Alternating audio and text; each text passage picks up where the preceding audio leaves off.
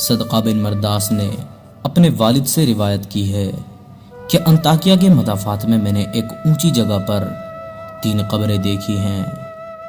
ان میں سے ایک پر یہ شعر لکھا ہوا تھا۔ یہ کچھ عربی اشعار کا ترجمہ ہے جنہیں میں آپ کے سامنے اردو میں بیان کروں گا۔ زندگی سے وہ شخص کیا لذت حاصل کر سکتا ہے جو یہ جانتا ہو کہ خداوند عالم اسے اپنی جانب ضرور پھیرے گا اور اس سے بندوں کے ساتھ کی جانے والی ناانصافیوں کا بدلہ لے گا اور جو بھلائیاں اس نے کی ہیں اس کی جزا دے گا۔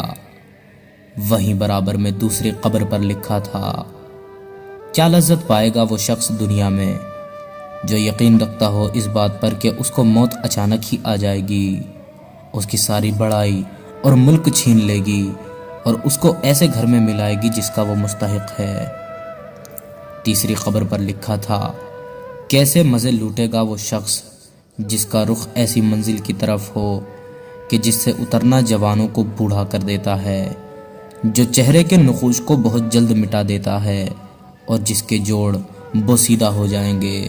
یہ تینوں قبریں ایک صف میں کوہان کی شکل میں بنی ہوئی تھیں۔ راوی کہتا ہے کہ میں ایک بوڑھے کے پاس جا کر کے بیٹھ گیا اور اس سے کہا، میں نے تمہاری بستی میں ایک عجیب بات دیکھی ہے۔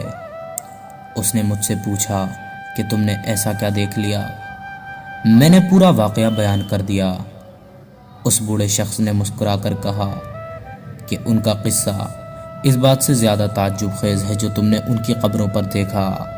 میں نے کہا، آپ مجھے وہ پورا قصہ سنائیے۔ اس نے کہا، یہ 3 بھائی ہوا کرتے تھے، ان میں سے ایک بڑا عہدیدار تھا جو بادشاہ کے ساتھ رہتا تھا اور شہروں اور لشکروں کے انتظام پر مامور تھا۔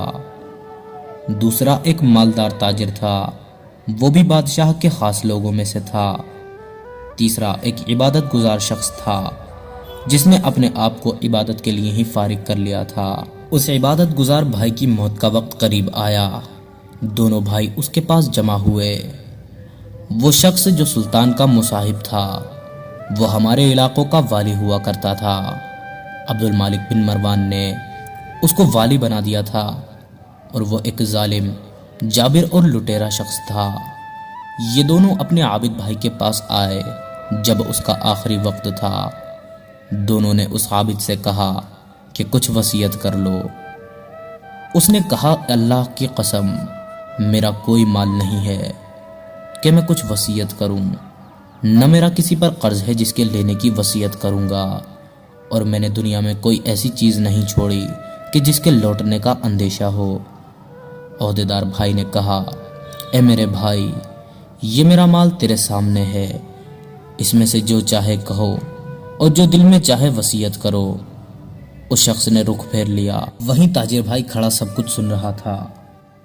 اس کے دل میں بھی رحم آیا اور اس نے کہا، میرے بھائی، تجھے میری کمائی اور کثرت دولت کا پتہ ہے، شاید تیرے دل میں کسی بھلائی کا ارمان رہ گیا ہو جس کو مال خرچ کیے بغیر حاصل نہ کیا جا سکتا ہو۔ یہ میرا مال تیرے سامنے ہے، اس میں جو چاہو حکم کرو اور میں اس کو پورا کروں گا۔ وہ ان دونوں کی طرف متوجہ ہوا اور کہا، مجھے تمہارا مال کی ضرورت نہیں ہے، لیکن میں صرف ایک اقرار تم سے لینا چاہتا ہوں جس میں تم وعدہ خلافی نہ کرنا۔ انہوں نے کہا، وہ کیا ہے؟ اس شخص نے کہا، جب میں مر جاؤں تو مجھے غسل دینا اور کفن دینا، پھر ایک اونچی زمین پر میری قبر بنا دینا اور مجھے اسی میں دفن کر دینا، لیکن قبر میں دفن کرنے کے بعد میری قبر پر یہ اشعار لکھ دینا۔ یہ عربی کے اشعار تھے۔ وہ الفاظ کچھ اس طرح تھے کہ زندگی سے وہ شخص کیا مزہ لے سکتا ہے جو یہ جانتا ہو کہ خداوند عالم اسے اپنی جانب پھیر لے گا اور اس سے بندوں کے ساتھ کی گئی ناانصافی کا بدلہ لے گا اور نیکیوں کی جزا دے گا۔ جب یہ کام کر دو تو روزانہ میری قبر پر آنا، شاید تمہیں نصیحت نصیب ہو۔ اس نے اس کی موت کے بعد ایسا ہی کیا۔ دونوں بھائیوں نے وہ اشعار اس کی قبر پر لکھوا دیے اور اس کا عہدیدار بھائی اپنے لشکر کے ساتھ قبر پہ آتا اور اتر کر ان اشعار کو پڑھتا اور روتا۔ جب تیسرا دن ہوا تو لشکر کے ساتھ حسب معمول آیا اور اتر کر رونے لگا۔ پھر جب واپسی کا ارادہ کیا تو اس نے قبر کے اندر سے دھڑام کی آواز سنی۔ اس کا دل پھٹ سا گیا، چنانچہ وہ گھبراہٹ اور خوف کے ساتھ واپس لوٹا۔ جب رات ہوئی تو اس نے اپنے بھائی کو خواب میں دیکھا اور اس سے پوچھا، اے میرے بھائی، تمہاری قبر سے جو آواز سنی تھی وہ کیا تھی؟ اس نے کہا، وہ ہتھوڑے کی آواز تھی۔ مجھے کہا گیا تھا کہ تو نے مظلوم کو دیکھا لیکن پھر بھی اس کی مدد نہیں کی۔ چنانچہ وہ شخص صبح غمزدہ اٹھا اور اپنے بھائی کو اور دوسرے خاص لوگوں کو بلایا اور کہا کہ میں سمجھتا ہوں کہ ہمارے بھائی نے جو اپنی قبر پر اشعار لکھنے کی وصیت کی تھی اس کا مقصد مجھے تنبیہ کرنا تھا، اور میں تمہیں گواہ بناتا ہوں کہ آئندہ میں تمہارے درمیان نہیں رہوں گا۔ چنانچہ اس نے عمارت چھوڑ دی اور عبادت میں مشغول ہو گیا، اور عبد الملک بن مروان کو اس کے بارے میں خط لکھا تو اس نے لوگوں کو حکم دیا کہ اس کو جہاں جانا ہے چھوڑ دو۔ چنانچہ وہ پہاڑیوں اور صحراؤں میں رہتا تھا، یہاں تک کہ اس کی موت کا وقت قریب آیا اور وہ چرواہوں کی ایک جماعت کے ساتھ تھا۔ اس کے بھائی کو خبر پہنچی تو اس کا بھائی حاضر ہوا اور کہا، اے میرے بھائی، اگر کوئی وصیت کرنی ہو تو بتاؤ۔ اس نے کہا، کیا وصیت کروں؟ میرے پاس کوئی مال نہیں ہے جسے میں وصیت کروں گا، لیکن ایک وعدہ ہے، وہ یہ کہ جب میں مر جاؤں تو میری قبر تیار کر کے مجھے میرے بھائی کے پہلو میں دفنا دینا اور میری قبر پر لکھ دینا۔ کیسے لذت پائے گا وہ شخص جس کو یقین ہو کہ بہت جلد اس کی موت اچانک ہی آ جائے گی اور اس سے عظیم ملک اور تمام بڑائی چھین کر قبر میں اس کو ٹھہرایا جائے گا جس کا وہ باسی ہے۔ پھر 3 دن تک میرے پاس آیا کرنا اور میرے لیے دعا کرنا، شاید کہ اللہ مجھ پر رحم فرما دے۔ چنانچہ وہ مر گیا اور اس کے بھائی نے اس کی وصیت پر عمل کیا۔ جب اس کی قبر پر تیسرے دن آیا اور دعا کی، پھر رویا۔ پھر جب واپس ہونے لگا تو اس نے ایک شدید آواز سنی جس سے اس کی عقل زائل ہونے کے قریب ہو گئی اور وہ وہاں سے بے چین ہو کر لوٹا۔